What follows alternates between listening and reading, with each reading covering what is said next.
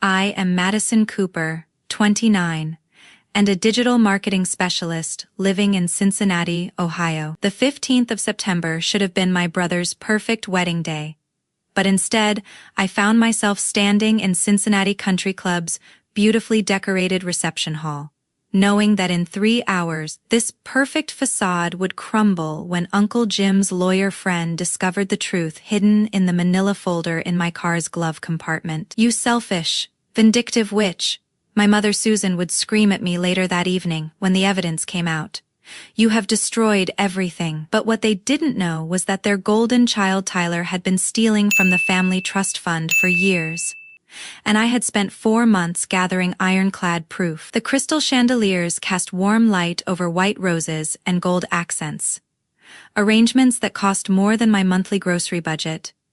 Partially funded by money Tyler had stolen from our family trust. If your family treated you like a ghost for decades, then told you the greatest gift you could give was to disappear forever, would you stay to watch it all crumble? Have you ever been the responsible child who got less because your parents assumed you didn't need as much?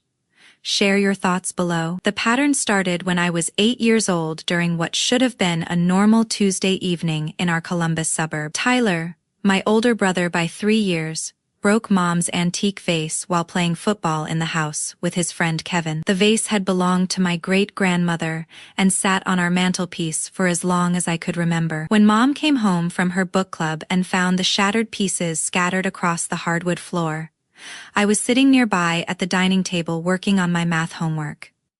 "Madison, look what you have done!" she yelled, not even asking what happened. Her face was red with anger as she stared at the broken porcelain pieces. "But Mom, I didn't break anything." "I have been doing homework this whole time," I started, showing her my worksheet covered in pencil marks. "Don't lie to me, young lady.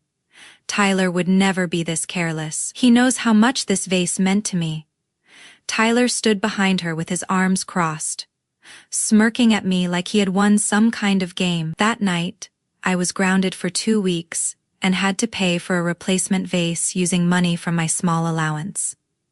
Tyler got ice cream after dinner while I was sent to my room. The injustice burned in my chest, but even at 8 years old, I was learning that fighting back only made things worse. By age 12, I learned to accept blame without fighting back, swallowing my protests to keep peace in the house. Tyler got a $2,000 mountain bike for his 13th birthday, while I received a $50 gift card to Target for mine 6 months later. When Mom would talk to neighbors about it over the fence, she would say Tyler deserved something special for making the honor roll and helping around the house so much. I had made honor roll 2 every semester since 3rd grade, and I was the one who actually did chores like emptying the dishwasher and taking out trash. But somehow, those details never came up in conversation. The bike incident taught me that my achievements were invisible while Tyler's were celebrated. I started keeping a mental list of these moments, not out of spite, but trying to understand what I was doing wrong. Maybe if I worked harder, got better grades, helped more around the house, they would notice me the way they noticed him. High school cemented the hierarchy completely and crushed any remaining hope I had of equal treatment. Tyler's mediocre performance on the varsity football team, where he spent most games warming the bench, earned a massive graduation party with 200 guests and a professional photographer. Mom rented our entire backyard, hiring a catering company to serve barbecue, and setting up a tent with white tablecloths. The whole neighborhood was invited, and she spent weeks planning every detail, like it was a wedding reception. When I graduated valedictorian with a full scholarship to Ohio State University 2 years later, the response was a quiet dinner at Applebee's with just our immediate family. "We are proud of you, honey," Dad said flatly, not looking up from his phone, while Tyler played games on his own device across the booth. The server brought out a small ice cream sundae with a single candle, and Mom took one photo with her phone before we left. The contrast was so stark it felt like a physical slap. Tyler's mediocrity was celebrated while my academic excellence was treated like a minor inconvenience that briefly interrupted their Tuesday evening routine. Tyler got his college tuition fully paid at a private university costing $45,000 annually. Even though my scholarship covered most costs, I still worked 3 part-time jobs to afford books, meals, and basic necessities. I worked 20 hours weekly at the campus library, tutored other students in mathematics for $15 an hour, and did weekend shifts at a local restaurant where I smelled like French fry grease every Saturday and Sunday night. "She is so independent," Mom would tell neighbors when they asked how I was managing college finances, as if my financial struggle was a character-building choice rather than necessity born from their unequal treatment. Meanwhile, Tyler called home weekly, asking for additional money for spring break trips and new clothes, requests that were always granted without question. College selection revealed everything about their priorities in a way that still makes my stomach hurt when I think about it. Tyler's acceptance to his expensive private school in Chicago was celebrated like he had won the lottery. Mom called every relative, posted about it on social media with multiple photos, bought him a complete new wardrobe for college, and even threw him a college send-off party with his high school friends. My full-ride academic scholarship to a respected state university was met with, "That is nice, dear," and zero fanfare.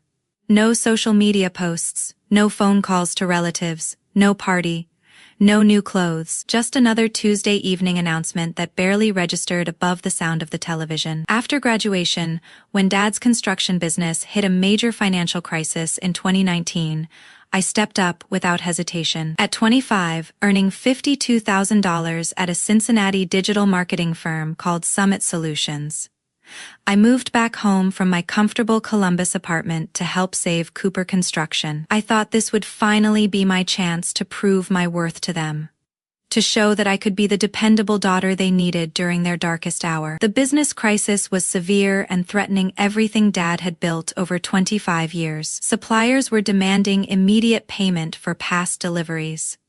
The bank was threatening to call in their business loan, and 3 major clients had canceled contracts when word spread about their financial instability. Dad sat at the kitchen table night after night, surrounded by unpaid bills and past due notices, looking older than his 58 years. For 18 months, I covered every major expense that kept the business alive.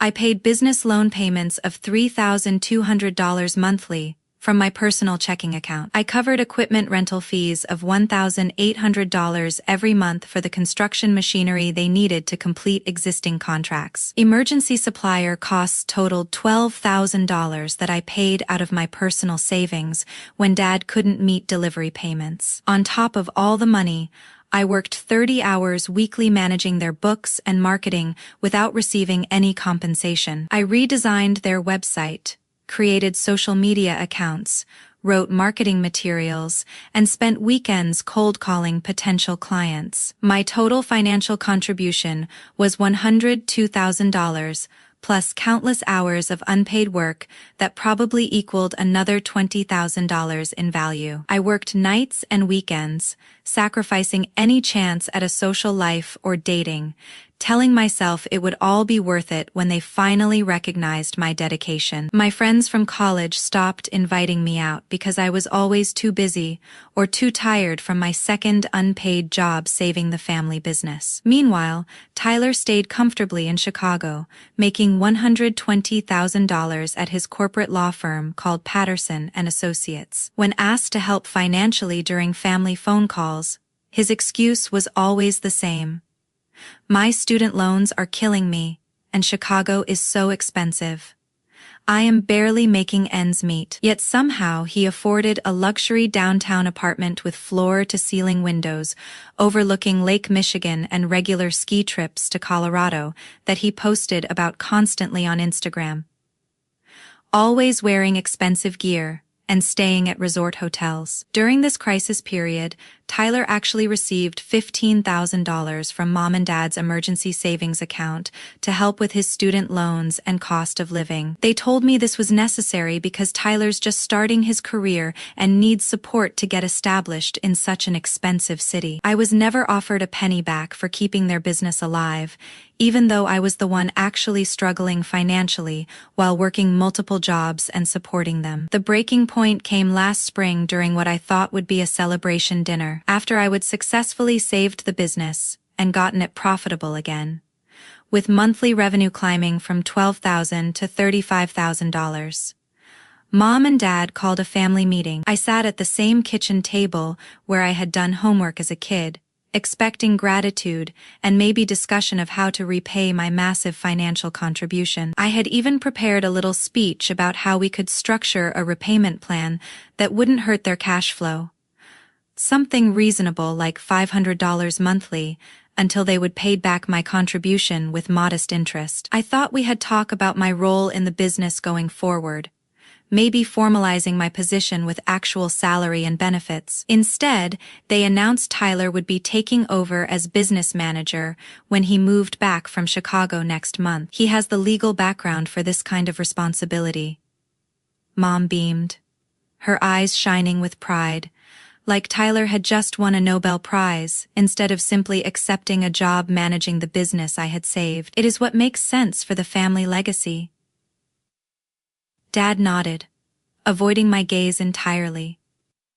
Tyler's got the analytical mind for business operations. Tyler smirked from across the kitchen table, already scrolling through his phone, as if my 18 months of sacrifice meant nothing more than house-sitting. "Thanks for keeping it warm for me, Maddie," he said, with that condescending tone I knew so well, like I had been doing him a personal favor instead of literally saving the family business from bankruptcy. I sat there stunned, my chest tight with disbelief and rage that I couldn't express. I had saved their life's work, prevented bankruptcy, worked myself to exhaustion, and sacrificed $102,000 of my own money. But to them, I was just the placeholder until their golden boy was ready to take over the business. I would rebuild from the ground up. The truth began unraveling 3 months later when I was reviewing my own financial records for tax preparation. I noticed something odd that made my stomach drop. I had never received any 1099 int forms for trust fund interest, while Tyler had casually mentioned getting tax documents for his educational investments during a family dinner. That discrepancy led me to call my college friend Jake Williams, who works as a forensic accountant at Ernst & Young in Cincinnati. We met for coffee at a downtown cafe where I vented about the unfairness of Tyler getting the business after all my work. But Jake focused on the trust fund detail with professional concern. "Wait," Jake said, setting down his cup and leaning forward. "You said your parents gave Tyler money for student loans, but I thought you mentioned equal trust funds from your grandfather. If you are not getting interest statements, that is a red flag for potential mismanagement or fraud." That comment stuck with me like a splinter under my skin that I couldn't ignore. Grandpa Joe had set up education trust funds for both Tyler and me before he died when I was 16. I remembered him explaining it to us at Christmas dinner in 2011. His weathered hands holding the legal documents as he talked about wanting to make sure both his grandchildren could get good educations without financial stress. I had always assumed mine was used for my scholarship expenses and living costs during college. Mom and Dad had mentioned handling the paperwork and managing the educational expenses, but never gave me specific details about withdrawals or balances. I trusted them completely, never thinking to ask for documentation or annual statements. As trust beneficiaries, Jake explained that I had legal rights to demand formal accounting from my parents as trustees under Ohio Revised Code, Section 5804-13. When they provided incomplete records that raised more questions than answers, Jake helped me file a petition in Hamilton County Probate Court, compelling full disclosure of all trust transactions. The investigation took 4 months of careful documentation and legal procedures. The first month involved formal written requests to my parents for complete trust records. The second month required filing court petitions when they stalled and provided only partial information. Months 3 and 4 were spent analyzing the court-ordered financial records and gathering witness statements to build a complete picture of the financial fraud. The court-ordered bank statements revealed Tyler's systematic withdrawals that made me feel physically sick as I read through each transaction. Tyler's trust had been completely drained over the past 4 years, with $75,000, plus accumulated interest totaling nearly $85,000, all withdrawn between 2020 and 2024, while he was supposedly struggling with student loans. Cross-referencing with the family business records I had managed during the crisis, we discovered a disturbing pattern that made me understand the full scope of his deception. The dates when Tyler received student loan help from our parents matched exactly with withdrawal dates from his trust fund that he had hidden from them. He was triple-dipping, taking trust money, getting additional cash from our parents who had no idea he was already accessing his inheritance, and living off my business sacrifice. The final piece came from an unexpected source that provided the smoking gun we needed. Tyler's ex-girlfriend Rachel Morrison reached out after hearing about his engagement to Ashley Newman through mutual friends. She seemed nervous when we met for lunch at a chain restaurant, looking around like she was afraid someone might overhear our conversation. "I need to tell you something," she said, stirring her salad without eating. "I have been carrying this guilt since Tyler and I broke up. He used to brag about his inheritance money, funding his luxury lifestyle. And I think you deserve to know the truth." Rachel told me how Tyler used to laugh about what he called his inheritance strategy. "He said, 'Your parents were idiots for not realizing he was taking extra money while you were working so hard,'" Rachel said, her voice dropping to almost a whisper. "He joked about it being the golden child tax and bragged about how he was getting paid for being the favorite, while you sacrificed everything for the family." She provided a sworn statement to Jake documenting Tyler's admissions, including specific quotes and dates when he had made these comments. Her testimony was crucial because it proved Tyler's intent to defraud rather than simple misunderstanding of trust terms. Jake's professional analysis confirmed our worst fears when he reviewed all the documentation with his legal team. This constitutes breach of fiduciary duty and financial fraud. He told me in his office, surrounded by financial documents spread across his desk. "Your parents, as trustees, allowed unauthorized distributions while you received nothing from your equal trust fund. Tyler's deception makes this potentially criminal." The wedding day arrived with Cincinnati's September weather perfect for an outdoor ceremony. The Cincinnati Country Club buzzed with pre-ceremony excitement as 150 guests filled the elegant reception hall. The venue was decorated with white roses and gold accents that cost more than I spent on groceries in 3 months.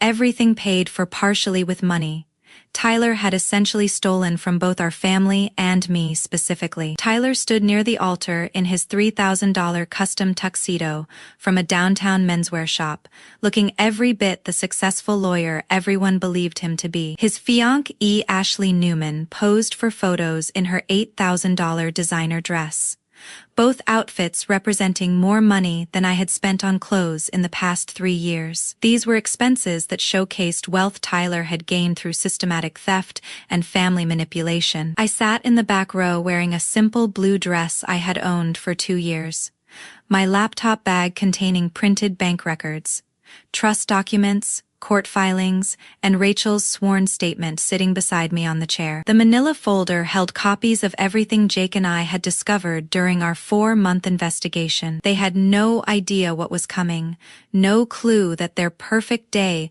was about to become their worst nightmare. Uncle Jim, Dad's brother and a retired federal judge, sat 3 rows ahead with his wife and their lawyer friend, who specialized in estate litigation. I had tipped Uncle Jim off about the situation 2 days earlier, knowing his legal background would lend credibility to the evidence, and he would understand the seriousness of fiduciary breach. When time came for the traditional family toast before dinner service, I stood up and cleared my throat loudly. "I would like to say something about my brother Tyler and our family," I announced, walking toward the front of the room while connecting my laptop to the country club's projection system. The wedding coordinator looked confused but didn't stop me since I was immediate family, and the microphone was already set up.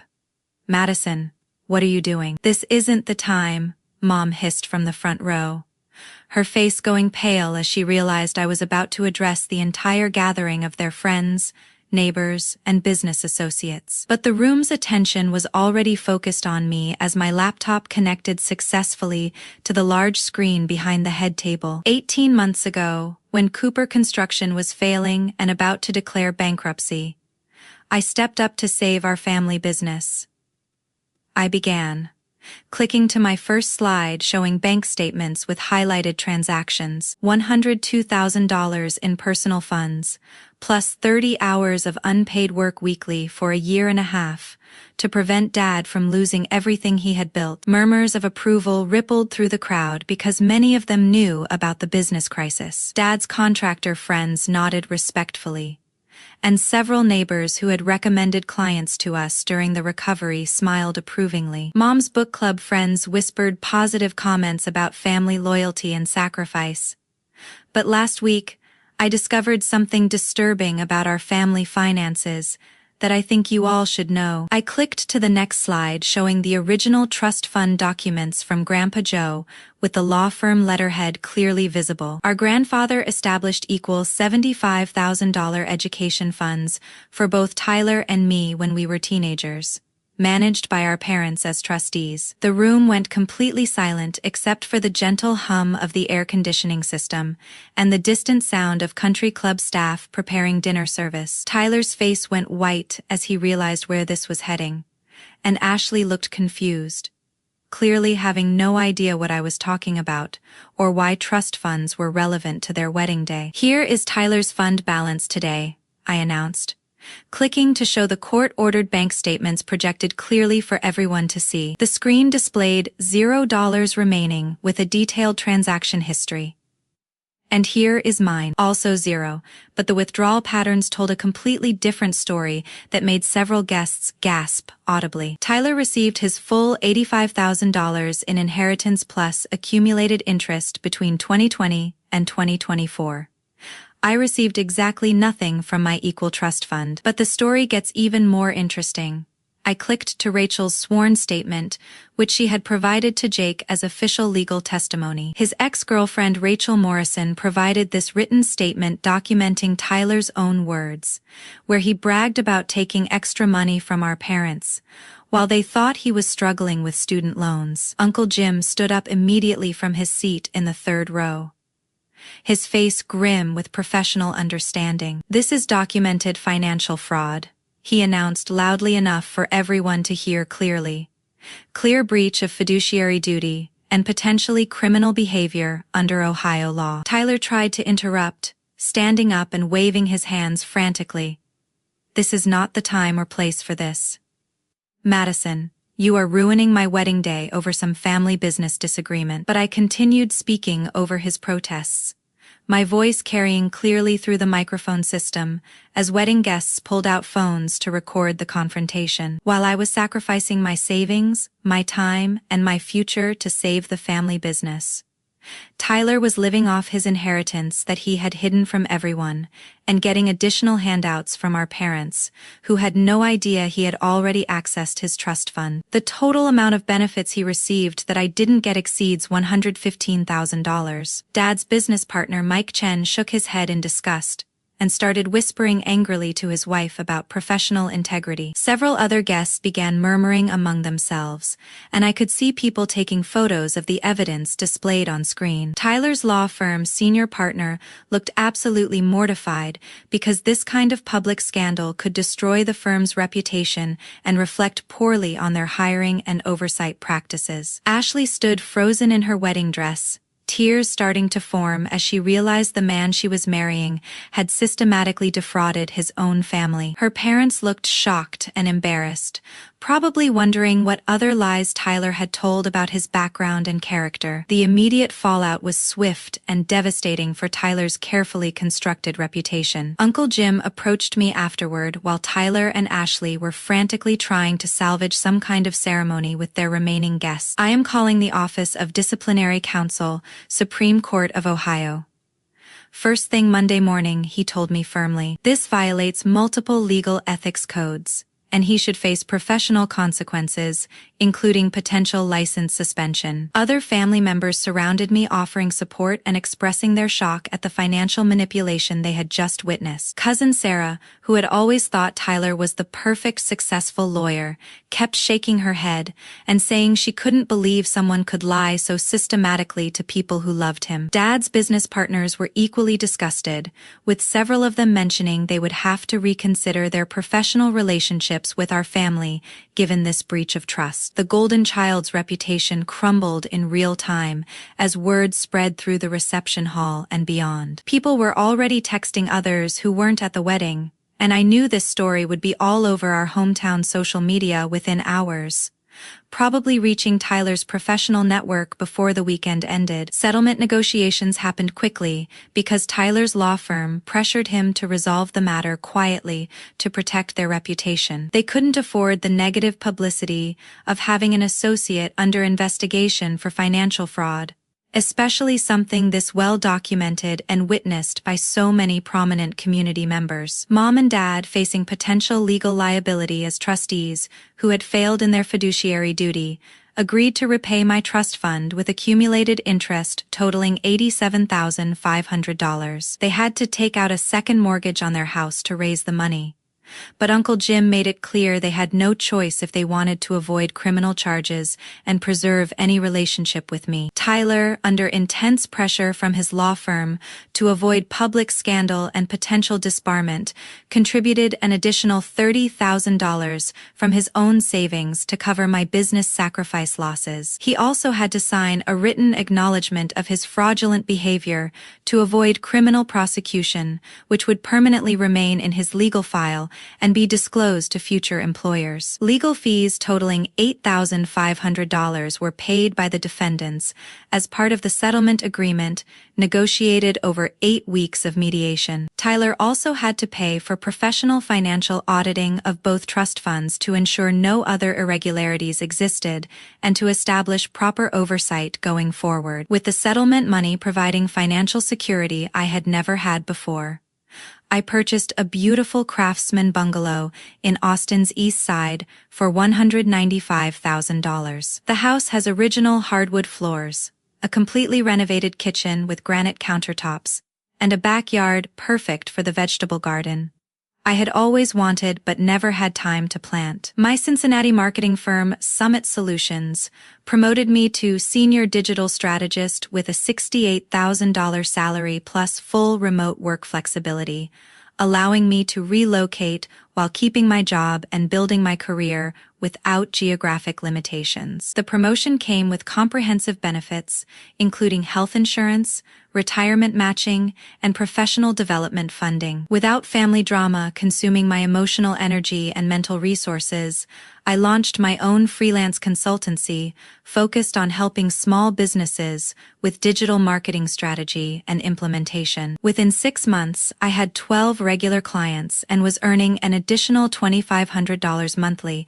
on top of my regular salary, building toward eventual full-time entrepreneurship. The Austin Small Business Association recognized my Entrepreneur of the Year achievement after my marketing campaigns helped 3 local businesses double their revenue during their first year working with me. The recognition opened doors to speaking opportunities and new client referrals that never would have happened if I had stayed trapped in my family's dysfunction. My relationship with Jake Williams became something deeper and more meaningful when he transferred to Austin's PricewaterhouseCoopers office to be closer to me. We are planning to buy a second property together next year as an investment opportunity, building a real partnership based on mutual respect, shared financial goals, and genuine support, rather than family obligation or manipulation. Jake treats me as an equal partner in every decision, asks for my opinion on important matters, and celebrates my successes without trying to take credit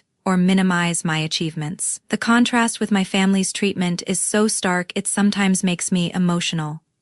realizing how much respect and appreciation I had been missing my entire life. 9 months later, my life is completely transformed in ways I never imagined possible when I was working unpaid hours to save my family's business. I have learned that family isn't about blood connections or endless sacrifice to people who don't appreciate your worth. Real family is about people who value your contributions, support your growth during difficult times, and treat you as an equal rather than a convenient resource to exploit whenever they need help. The hardest lesson was accepting that some people will never see your value no matter how much you sacrifice for them. My parents genuinely believed they were being fair by giving more to the child who seemed to need it most. But their perception was distorted by Tyler's manipulation and their own biases about gender roles and family hierarchy. To anyone reading this story, you don't have to accept being treated as less than worthy of respect and appreciation. You don't owe anyone your financial security, mental health, or self-respect just because they share your DNA or because society says family should come first, regardless of how they treat you. Real family lifts you up instead of tearing you down, celebrates your successes instead of taking credit for them, and supports you during difficult times instead of creating those difficulties through favoritism and manipulation. There are people who will appreciate your worth without needing you to prove it constantly through sacrifice and struggle that benefits them more than you. Everything else is emotional manipulation, wearing the mask of love and family obligation, designed to keep you serving their interests rather than building your own life and pursuing your own happiness. What would you have done in my situation?